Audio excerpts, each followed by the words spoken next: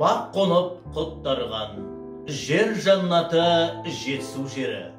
Қазақстан Республикасының халық әртісі, әнші, композитор Ескендір Хасанғалиевтің 80 жылдығына арналған ән эстафетасын қойнауына құттарған киелі Қостанай өңірінен қабыл алып, қасиетті Сырелі Қызылорда облысының халық шығармашылығы орталығына жолдайды.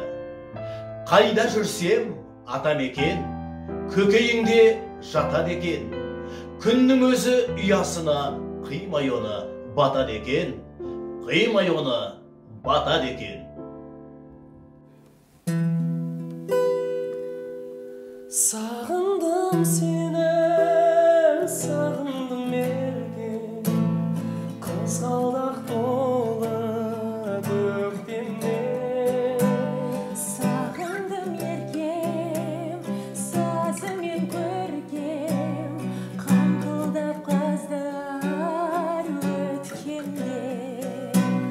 Сағындым сені, аяулым, келсеңші маған ән болып.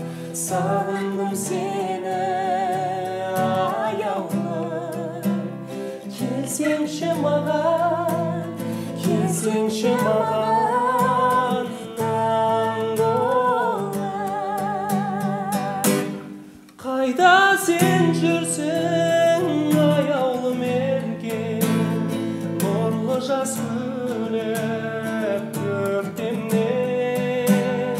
Өзіңе арнап ән күйді шертем, сағыныш сазы көрмегенде. Сағындым сені, аяулым, келсеңші маған ән болып. Сағындым сені, аяулым, келсеңші маған